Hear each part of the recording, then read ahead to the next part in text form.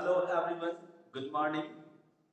आज हम लोग नाइन्थ स्टैंडर्ड के चैप्टर नंबर 4 केमिस्ट्री में एटॉमिक स्ट्रक्चर का जो बेसिक कॉन्सेप्ट है वो कवर करेंगे, क्योंकि इसके पहले जितने भी क्लासिकल मॉडल थे हमने रदरफोर्ड मॉडल भी कवर कर लिया है।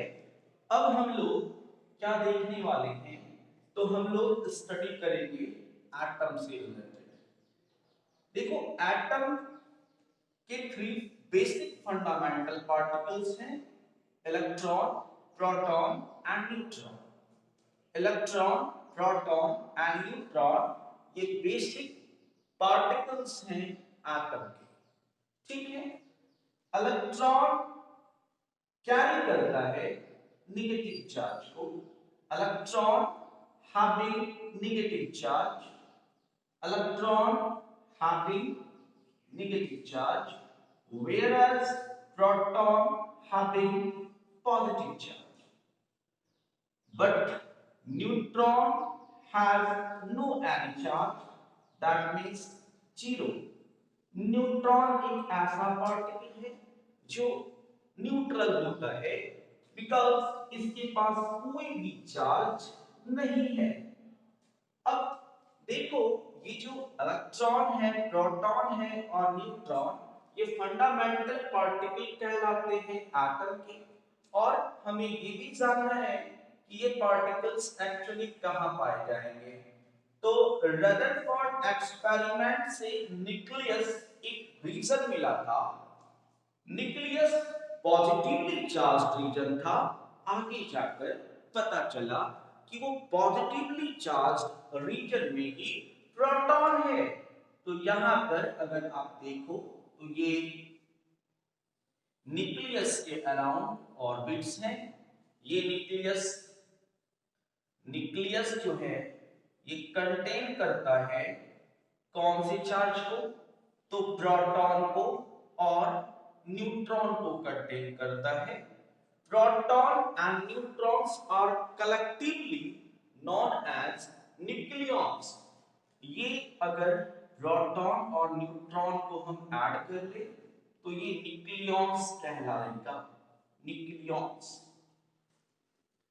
अब आप देखो, ये जो आप देख रहे हो ये ऑर्बिट है, और ऑर्बिट में क्या रिवॉल्व करता है, तो ऑर्बिट में इलेक्ट्रॉन्स जो है वो सर्कुलर पाथ में रिवॉल्व करते हैं।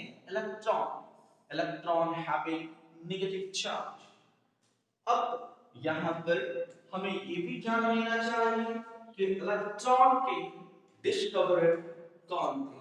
तो इलेक्ट्रॉन जो पार्टिकल है इसकी डिस्कवरी जे थॉमसन ने करी थी, J Thomson.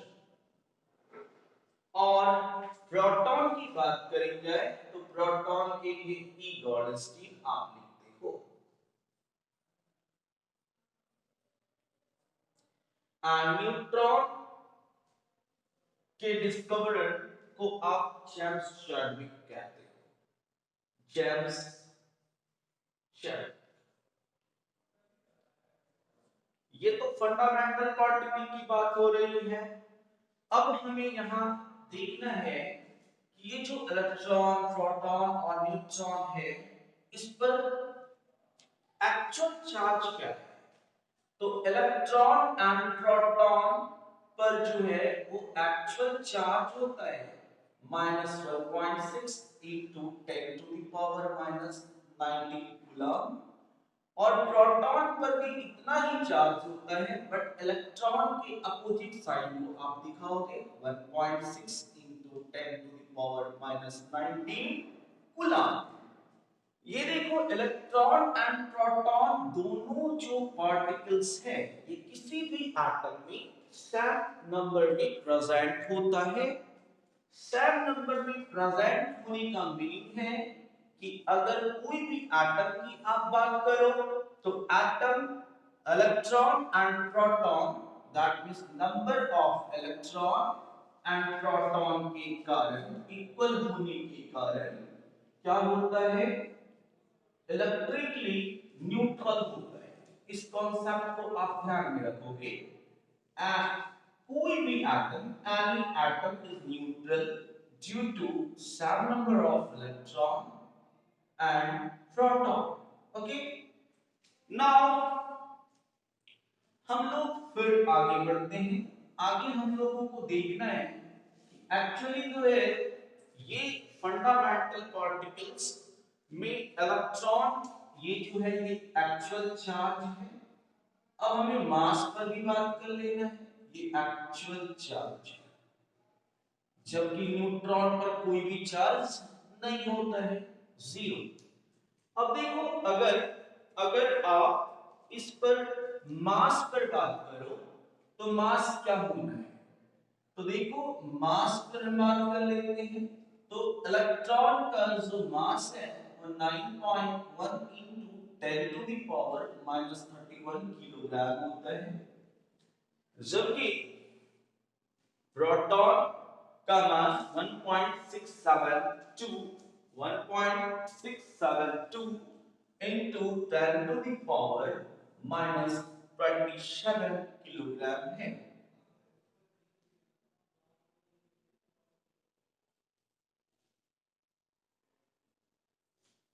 And neutron is heavier particle having mass 1.675 into 10 to the power -27 kilogram. ये मास जो है ना इलेक्ट्रॉन का, ये मास नेग्लिजिबल है। एक्चुअली जो मास है वह प्रोटॉन एंड न्यूट्रॉन के कारण ही है। किसी भी एटम पर जो मास है वो किसी एटम पर मास किसके कारण है, प्रोटॉन एंड न्यूट्रॉन दो पार्टिकल्स के कारण किसी भी एटम का मास क्या होता है, डिसाइड होता है। तो ये आप देख रहे हो यहाँ पर एक्चुअल चार्ज को और मास को। यहाँ पर आपने इलेक्ट्रॉन, प्रोटॉन, न्यूट्रॉन के प्रॉपर्टीज को जाना, जो कि एटम का फंडामेंटल पार्टिकल है और आप इसे बेसिक पार्टिकल भी कह सकते हो। अब हम लोग बात करते हैं एटॉमिक नंबर से रिलेटेड। नाउ एटॉमिक नंबर आप किसे कहते हो, तो देखो ध्यान से, एटॉमिक नंबर की जब बात होगी तो atomic number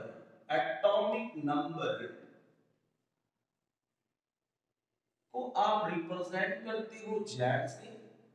and atomic number number of proton होता है। एक्चुअली आप लिख क्या सकते हो, number of proton present inside the nucleus is called atomic number. तो मैं डायरेक्टली कहूं कि number of proton p inside the nucleus, inside the nucleus, nucleus के inside जो प्रोटॉन है, जो प्रोटॉन का नंबर होगा वही क्या कहलाएगा, एटॉमिक नंबर कहलाएगा। So you can write atomic number, or you can easily represent Z is equals to number of proton. And if you know number of proton, then you can also write number of proton is equals to number of electron. Then you can write number of proton is equals to number of electron. Why? Because any atom is neutral in nature. Okay, write down or take a screenshot.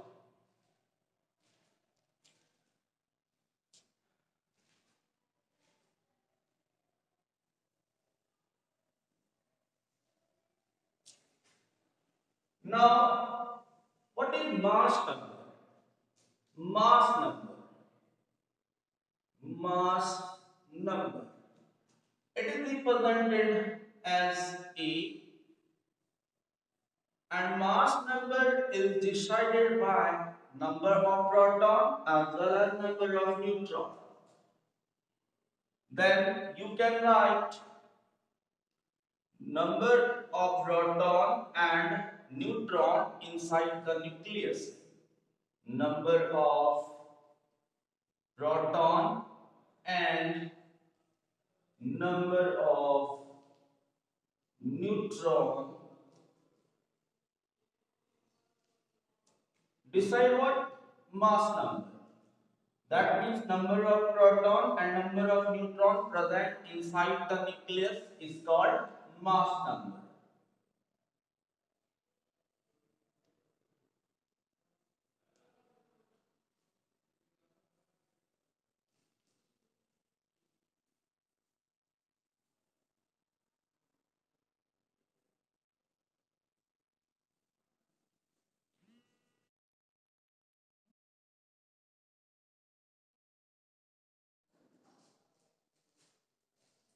तो बच्चों आप लोगों ने mass number easily समझ लिया है और mass number मैंने क्या बताया कि न्यूक्लियस के इनसाइड जो प्रोटॉन एंड न्यूट्रॉन्स हैं उनके टोटल नंबर को आप क्या कहते हो मास नंबर कहते हो है ना और प्रोटॉन एंड न्यूट्रॉन को कलेक्टिवली हमने न्यूक्लियस भी कहा था तो mass number is equals to number of proton plus number of neutron यहां तक क्लियर है आगे हम लोग देखते हैं अगर इसके फॉर्मूला पर बात किया जाए तो A that means mass number is equals to number of proton plus number of neutron आप लिख सकते हैं क्लियर है अगर कभी न्यूट्रॉन्स निकालना हो जाए नंबर ऑफ न्यूट्रॉन्स निकालना हो जाए तो आप क्या करोगे mass number minus number of proton ये फॉर्मूला यूज कर लोगे ओके अब हमें देखो रिप्रेजेंट कैसे करा जाता है atomic number and mass number को किसी एलिमेंट के साथ वो देखना है किसी एलिमेंट के साथ अगर आप atomic number and mass number represent कर रहे हो तो कैसे करोगे how can you represent atomic number and mass number with an element like x here is atomic number and atomic number is represented by z and mass number is here which is represented by a.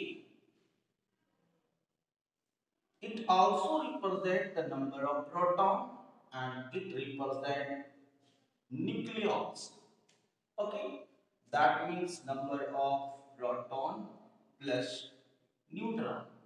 It represents proton as well as electron. Okay. For example,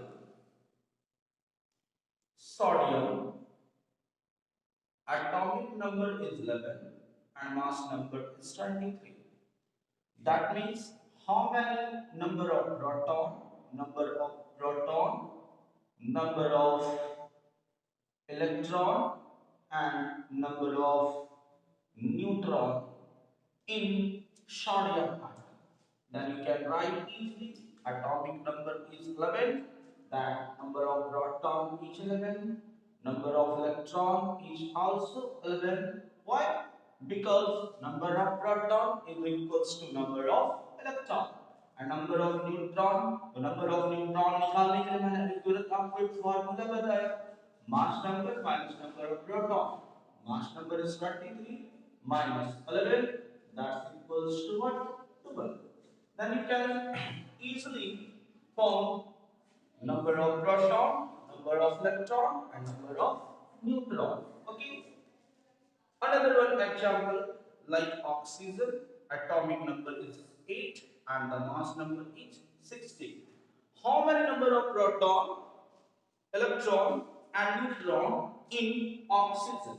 Then you can write number of proton is represented by P and proton is equals to 8 because proton is the number of proton is atomic number. Okay, electron you can write 8. Why? Because proton is equals to number of electron and neutron is also what? 16 minus 8, that's equals to 8. Okay, आप बहुत अच्छी तरीके से electron, proton and neutron with the help of formula निकाल सकते हो, find कर सकते हो। मेरे को लगता है यहाँ तक आप लोगों को अब कोई प्रॉब्लम नहीं होनी चाहिए। आप जैसे फास्फोरस के लिए देखो, फास्फोरस 15 एंड हियर 31। प्रोटॉन के नंबर को फाइंड करो, प्रोटॉन इज द नंबर और atomic number that means 15। Electron कितना होना है, इलेक्ट्रॉन भी 15 होना है और neutron 31 minus 15 that equals to 16. Okay, no problem at all. Okay, thank you.